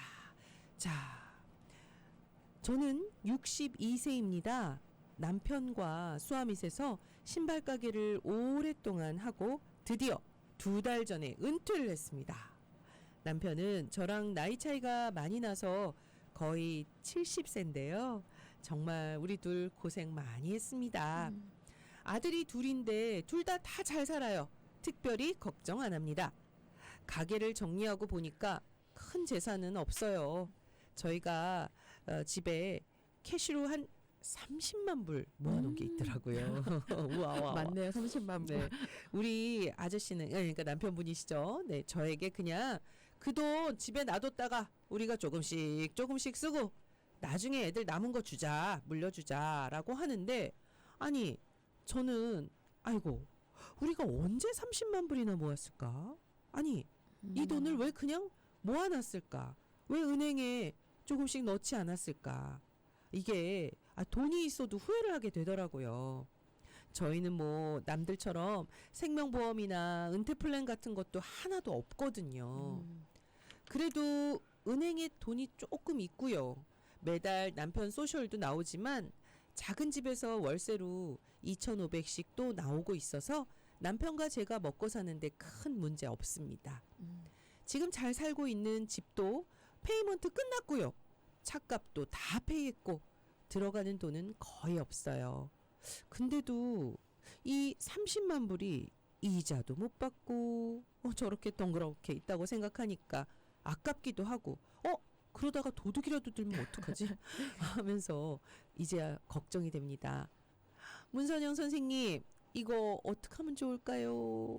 저런. 저런. 30만 불이 있어도 지금 이제 고민스러운 그런 상황인 거잖아요. 그러니까요. 그런데 야. 제가 이 사연을 들으면서 그래도 다행이다라고 싶은 게 그쵸. 이제라도 네. 그리고 또 하나는 어쨌거나 지금 은퇴를 하시는데 오늘 2달 전에 은퇴하셨네요. 하셨어요. 그런데 네. 거의 지금 먹고 사시는 문제는 걱정이 없다. 딱 그렇게 말씀을 하셔서 그나마 다행이다 싶기도 거기다가 하고. 저는 또 하나 네. 다행인 게 네. 애들도 걱정 없대요. 애들도 잘 산대요.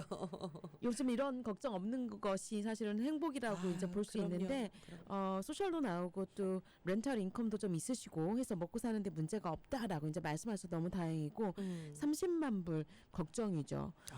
예를 들어서 많은 분들이 그냥 캐시로 모으다 보니까 뭐 평생 모은 돈이 이렇게 쌓여 계시는 분들이 계세요. 이제 집안에 그 돈을 이제 캐시로 남아 있는 거죠. 거기에다가 네. 뭐 수아미시라든지 아니면은 우리 한국 분들이 많이 하시는 것 중에서 현금으로 많이 하시는 뭐 예를 들면 팁을 받는 맞습니다. 그런 예, 직장을 서비스 가지고 직종에 계신 계시는 네. 분들도 혹은 그 리코 스토어 스토어도 이제 캐시로 캐시. 조금 많이 보유를 해놓고 계시는 분들이 많으세요. 근데 그동안 이제 은행에다가 집어넣지 않은 이유가 뭐 여러 가지가 이유가 있겠죠. 그런데 많은 분들이 뭐라고 하시냐면 집에다 놔두면 나중에 특히나 이제 혼자 사시는 분들 중에서 내가 사망하고 나면 우리 딸이 와서 가져갈 건데 뭐 이렇게 생각하시는 경우도 계신 것 같아요. 근데 그 돈 누가 가져가시는지 아세요? 혼자 사시는 분들이 만약 사망하게 되면 네. 집안에 돈 현금이 만약에 있다 그러면 어떻게 해요? 맨 처음에 사망하신 거를 발견하시는 분이 와서 가져가시죠. 이해되시죠? 아 그러네. 예, 뭐 예를 들어서 집을 청소하러 오신 분이라든지 맞아. 아니, 물론 애들도 모르니까. 그럼요. 근데 뭐 물론 그게 뭐 다 그렇다라는 건 아니지만 그렇죠. 자녀분들이 그거를 알 수도 없고 자녀분들이 맨 처음에 집에 도착해서 우리 부모님들 사망하신 거를 발견하느냐 그럴 또 개런티도 근데 없지 진짜 않잖아요. 대표님 네. 저도 네. 제 한국에 제 아는 지인분이 네네. 이제 그렇게 부모님이 돌아가셨는데 사실은 그 부모님이 그 아들한테 살짝 엄마가 돈을 좀 모아놓은 게 있다 네네네. 하다가 그냥 바로 돌아가신 거예요. 어디다가 네. 뭐 하는지 말씀 안 해주시고. 그런데 어떡해요. 이 아드님도 네. 장례 치르고 이제 막 정신 경황 없다가 한 며칠이 지나서 이제 어머니 짐도 정리하러 가서 이제 맞다 엄마가 봤더니 엄마가 근데 다 없는 거예요. 다 아무리 뒤져봐도 예. 그럴 수가 있죠. 그럴 수가 있죠. 그래서 여러분들이 생각하시는 것처럼 그렇게 수월하게 자녀분들이 찾아가지는 못하실 거다. 맞아요. 이럴 가능성도 있다라고 이제 먼저 말씀을 드리고 은행에다가 이 돈 집어 넣으셔야 돼요. 여기 선생님도 뭐라고 하셨냐면 이자 못 받고 있는 돈도 생각나고 그리고 또 아니 집에다가 30만 불을 지금 캐시로 있는 거 보니까 겁이 난다라는 거잖아요. 도둑이 사실 들면 요즘 어떡하지? 아주 흉흉해서. 네. 근데 대표님 네. 이거 근데 은행에 넣으면 네. 갑자기 생긴 수입인데 네네. 그것도 걱정하실 것 요거는 같아요. 사실은 수입이 아니에요. 수입이라는 거는 내가 W2라든지 1099로 받아서 그에 내가 월급을 받았거나 뭐 커미션을 받았거나 뭐 이런 게 수입이죠. 아니면 렌탈 인컴을 받았거나. 그렇죠. 근데 요거는 자산이에요. 자산인데 30만 불이 집에 있었다라는 거죠. 그러면 여러분 사실 이제 우리 한국 분들 솔직히 제가 이렇게 말씀드려도 제 말씀을 다 믿지 않으실 거라는 거 제가 알고 있어요. 왜냐하면 그럼에도 불구하고 이제 불안해 하시는데 현금이 제일 중요해. 네, 그런데 이거 은행에 가셔서 디파짓 하셔야 돼요. 반드시 하셔야 돼요. 예를 들어서 이자를 받고 싶고 또 은행에서 정확하게 내가 사망하고 나서 우리 자녀들이 받아가게 하고 싶고 그리고 또 예를 들면 도둑이 들더라도 안전하게 하고 싶다 그러면 은행에 넣는 게 기본입니다. 어떻게 넣으시냐면 30만 불은 사실은 라지 어마운트죠. 그쵸. 어마운트가 좀 큰 거죠. 그래서 은행에서 10,000불 이상을 집어넣게 되면 캐시로 폼 8300이라는 폼이 있어요. 8300이라는 폼을 작성을 하도록 돼요. 그러면 은행에서 물어볼 거예요. 네. 이 돈이 어디에 있었던 돈입니까? 라고 물어봐요. 어디서 나신 돈입니까? 그러면 아마 이분이 수아미시에서 그동안 일을 하시면서 들어온 돈을 그래도 조금씩 캐시로, 모아 놓으셨을 거란 말이죠. 그렇게 말씀하시면 돼요. 세금 보고 된 겁니까? 그러면 네, 세금 보고 했습니다. 됐다. 그런데 보통 비즈니스 하는 수아미시라든지 아니면은 그 리콜스토어 같은 경우에는 인벤토리 때문에 그리고 이머전시 상황이 어떻게 될지 모르기 때문에 캐시를 많이 보유하시는 분들이 계시거든요. 그렇죠. 특히나 지난 팬데믹 때 은행에서 돈을 빼셔가지고 캐시로 가지고 계셨던 분들이 되게 많은 이유가 너무 불안했던 시기도 하고 그 당시에 뱅크런 뭐 그런 이야기도 있었거든요. 있었다. 그래서 나 이거 뺀 겁니다. 나 이거 가지고 있었던 겁니다라고 말씀하셔도 되고요. 혹은 예를 들면은 자녀분들이 한 달에 3,000불씩 주셔가지고 어떤 분이 1년이 2년이 됐더니 그 돈이 거의 10만 불 돈 가까이 되신 거예요. 네. 안 10만 쓰고 불 돈 모으셔서. 가까이. 네. 근데 이 돈 어떻게 하느냐? 자녀분들이 그렇게 나한테 돈을 준 것이다. 모은 용돈을 모아놨다라고 집어 넣으시면 돼요. 그러니까 이유만 정확하게 하시면 됩니다. 이유만 정확히 하시고 집어 넣으시고, 근데 이 돈이 지금 10만 달러 이상이기 때문에 폼을 하나 더 쓰시게 될 거예요. 3520이라는 폼인데요. 네. 그 폼도 여러분들이 그냥 사인하시고 은행에서 물어보는 대로 집어 넣으시면 돼요. 근데 이렇게 말씀하셔도 그거 세금 안 보고 돼. 조사 나옵니까? 그러는데 그 정도 가지고 세금 보고 조사 나오지 일단 않고요. 왜냐하면 요 폼을 만들게 된 게 September 11, 우리 9/11 기억나시죠? 네, 네. 그 당시에 9.11 테러 때문에 테러와 관련된 비자금이라든지 그 검은 돈, 그야말로 머니 런드리, 돈 세탁하는 돈들이 라지 어마운트로 왔다 갔다 하는 것을 추적하기 위해서 사실은 만들어 놓은 거예요. 뭐 예를 들어서 오늘 200만 불 넣고 이틀 있다가 400만 불 넣고 그 다음 주에 한 300만 불 또 빼고 또한 또 얼마 더 집어넣고 이런 unusual한 suspect, 그치. unusual, 출처를 그러니까 이상적이지 뭔가, 않은 예. 그렇죠. 이런 돈 세탁 돈이라든지 같은 그런 그렇죠. 돈 느낌이죠. 세탁이라든지 아니면은 뭐 마약 거래라든지 테러라든지 이런 돈들을 추적하기 위한 것이지 뭐 10만 불, 30만 불 돈을 추적하기 위한 게 아니고. 근데 사실은 네. 저도 대표님 네.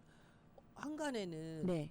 999불만 캐시로 넣어도 999불이요. 그런 말도 있었어요. 그러니까 1000불 큰일 예. 났네요. 정말 예, 왜 그것도 그런 있었고, 헛소문들이 또 벌어지고 한편으로는 4,999, 그러니까 5,000불 많이 해야 된다. 5,000불 밑으로 넣어야 된다. 5,000불 이상은 무조건 IRS에 보고가 돼서 네. 근데 세금 보고는 돼요. 보고되는 게 바로 8300이라는 폼하고 3520이라는 폼인데 그게 보고가 된다고 해서 여러분들한테 불이익이 오느냐? 전혀 그렇지 않다는 거예요. 이걸 좀 정확히 알고 네, 계셔야 뭐 예를 들면은 이런 경우 있잖아요.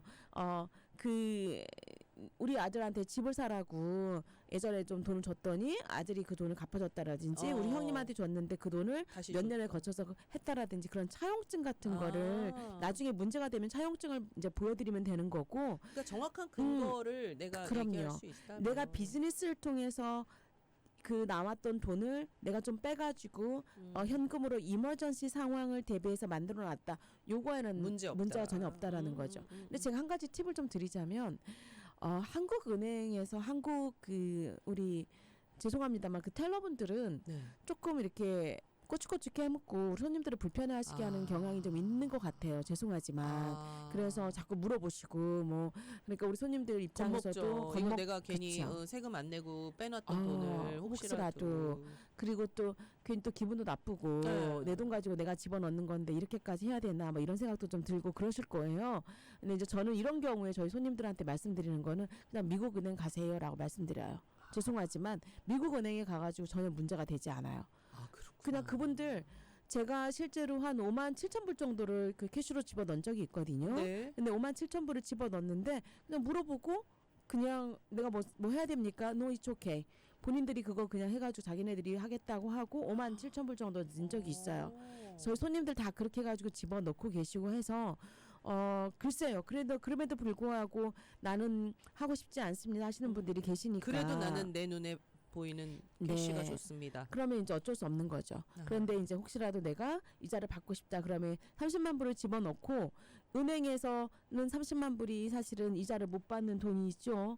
그러면은 이제 보통 62세이시고 남편분이 70이 거의 가까이 됐다고 하셨는데 자녀들한테 만약에 물려주고 싶다. 네. 그리고 내가 필요할 때만 조금 꺼내 쓰고 싶다. 그러시면 어뉴이티가 참 좋은 방법이에요. 그러네요. 근데 어뉴이티를 여러분 30만 불 가져오셔서 이게 10년이 지나고 나면 한 60만 불 돈이 되고 20년이 지나면 120만 불 돈이 된다라는 얘기거든요. 네. 거의 10년에 2배씩이 자라나니까.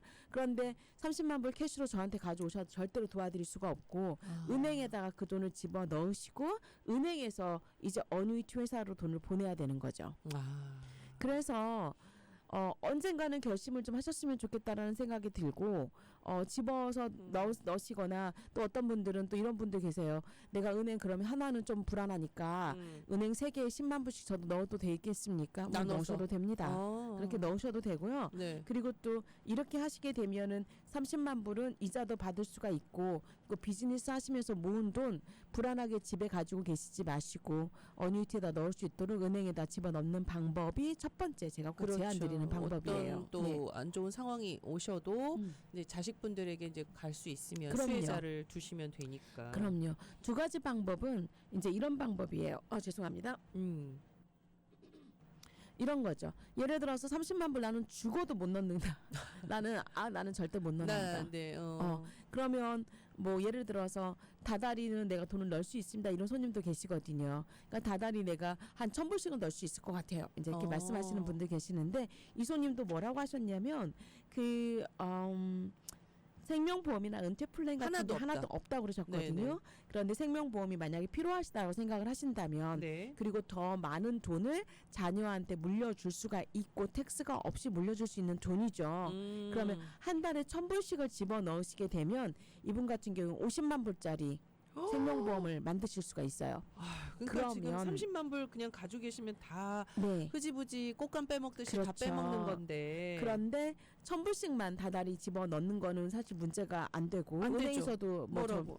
하지 않으니까 1,000불씩을 집어넣고 50만 불짜리 생명보험을 가입을 하시면 첫 번째, 혹시라도 언제 사망하시더라도 1,000불만 넣었다 하더라도 50만 불 사망보상금이 자녀한테 가겠죠. 그렇죠. 거기에다가 혹시 뭐 예를 들어 암이라든지 심장병, 신장 말기나 뇌졸중의 진단을 받게 되시거나 혹은 롱텀 케어 상황에 걸리시게 되면 사망보상금인 50만 불을 내가 미리 받을 수가 있겠죠. 그러니까 결국에는 여러분들한테 정말 좋은 방법이에요. 그렇죠. 이렇게라도 해서 1,000불씩이라도 조심스럽게 좀 넣고 싶다 그러면 저는 1,000불씩 집어 넣으시면서 은행에서 어차피 이자 못 받습니다. 네. 그냥 생명보험을 드셔서 나도 좋고 우리 자녀에게도 좋을 수가 있고 할 수 있는 그런 플랜들을 또 생각해 보실 수도 있을 것 같아요. 그러네요. 그러니까 사실은 여러분들이 만약에 뭐 지금 30만 불이 꼭 아니더라도 내가 그냥 이 캐시로 갖고 있는 돈을 어떻게 할 것인가에 대한 선택은 물론 여러분들의 몫이긴 하겠지만 이게 사람이 건강하게 잘 사는 것이 우리의 목표이고 우리의 바람이기도 하지만 네. 사실 그렇지 않거든요. 네, 언젠가는 우리가 또 맞닥뜨리게 되는 그런 질병, 질환에 대해서도 우리가 피해갈 수는 없기 때문에 이것도 네. 좀 생각 안 해보실 수가 저는 없겠네요. 사망보상금인 생명보험이 굉장히 흥미로운 게 뭐냐면요. 네네. 실제로 우리가 50만 불짜리 집을 자녀한테 남겨준다. 그러면 실제 50만 불이 페이오프가 돼야 되는 그쵸. 돈이잖아요. 네. 근데 사망보상금은 아까 말씀드린 대로 이분의 같은 경우에 만약에 한 달에 1,000불을 은행에 집어넣어서 자동이체로 그 돈이 생명보험금으로 만약에 들어가게 된다. 그랬을 때 단돈 1,000불을 가지고도 50만 불짜리 집을 사는 거하고 똑같은 효과예요. 다운페이도 없이. 만약에 20년을 집어넣으셨어요. 20년을 집어넣으셨는데 그러면 이분 입장에서 나 이제 그만 넣을래 라고 하시면 들어간 돈은 24만 불이에요. 그래도 당연히 그때 사망하시면 50만 불이고요. 그때 취소하시더라도 30만 4천 불 정도를 받게 되니까 집어넣은 돈을 당연히 이자까지도 받아서 보험을 취소하신다 하더라도 그게 오히려 효과적이죠. 그래서 은행에다 일단은 넣으셔야 됩니다. 그래야지 어니티로 들어가시거나 그렇죠. 생명보험으로 들어가시는데 큰 돈을 넣으실 자신이 있으시면 저는 문제가 없다고 정말 정확히 말씀드리고요. 네. 어니티로 집어넣으시거나 혹은 나는 그렇게는 못 넣고 그냥 1,000불씩 조금씩 넣을 수는 있어요. 매달 그러시는 분들이라면 이 돈은 여러분들 생명보험을 좀 셋업하시면 어떨까라고 말씀드리고 싶습니다.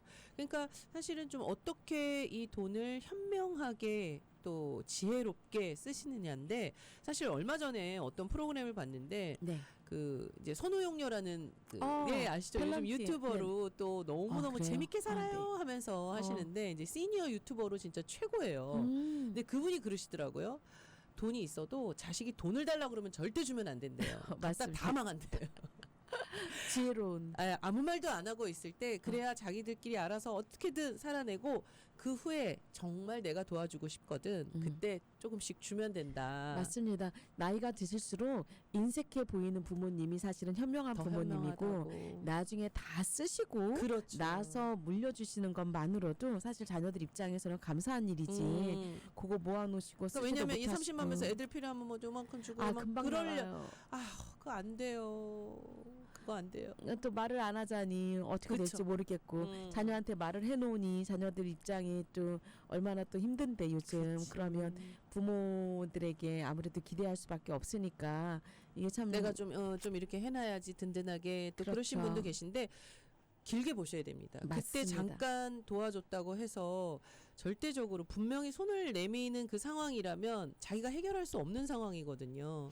네, 근데 그 맞습니다. 상황을 그냥 그렇게 놔두시면 조금 냉정하실 필요도 있다는 것. 네. 예, 그것도 한번 잘 생각해 보시기 바랍니다. 자, 오늘 와이스 캘리포니아 파이낸스 문선현 대표님과 올 한 해의 마지막을 조금 또 특별하게 네. 보내지 않았나 싶은데요. 일단 뭐 캐시를 가지고 계시든 뭐 어떻게 뭐 본인의 어떤 자산을 조금은 내가 지혜롭게 요걸 지금도 늦지 않았을까 하면서 좀 궁금하시다면 문선영 대표와 상담하시고 또 도움 받으시기 바랍니다. 우리의 든든한 네. 예, 재정 전문가니까요. 자, 전화번호 하나 주시고요. 네네. 또 새해 계획도 좀 말씀해 주시고요. 네. 인사도 해주시면 좋을 것 좋습니다. 같습니다. 네, 전화번호는 626-827-9599번 626-827-9599번이고요. 네. 그리고 이제까지 해왔던 유튜브 문선영의 머니토크 내년도 더 그럼요. 정말 열심히 여러분들한테 좋은 정보 드릴 수 있도록 네. 최선을 다해서 잘 꾸며 나갈 예정입니다. 네, 사실 저희에게 오는 이런 여러 가지 질문 내용들도요, 유튜브를 또 보시고 네. 신뢰를 받고 또 문선영 대표에게 이제 궁금한 점들이 생기셔서 문의해 오시는 경우가 많습니다. 여러분들도 네, 연말 연시 네, 조금 여유가 있으시다면 유튜브 문선영의 머니토크도 많이 구독해 주시고 좋아요, 알림 설정 부탁드립니다. 네, 자, 감사합니다. 우리 새해 인사 마지막으로 한번 부탁드릴게요. 이제 3일 남았더라고요. 맞아요. 3일 남았고 2025년 정말 힘차게 어렵게 그리고 또 저 열심히 살아오신 거 알고 있습니다. 고생들 많으셨고요. 우리 이제까지 살아온 거에 대해서 격려 스스로가 네. 격려해 주시고 칭찬해 주시고 2026년도에도 건강 잃지 않도록 연말 연시 잘 보내시고 저는 내년에 새해 인사로 다시 찾아뵙겠습니다. 알겠습니다. 언제나 우리의 든든한 재정 전문가로 네, 있어 주시기 바라고요. 오늘 한 해도 수고 많으셨고 내년에도 대박 나시기 바랍니다. 감사합니다. 네, 지금까지 와이스 캘리포니아 파이낸스의 문선영 대표님과 함께했고요. 626-827-9599, 626-827-9599번 꼭 메모해 두셨다가 좋은 상담으로 또 여러분 도움 받으시기 바랍니다.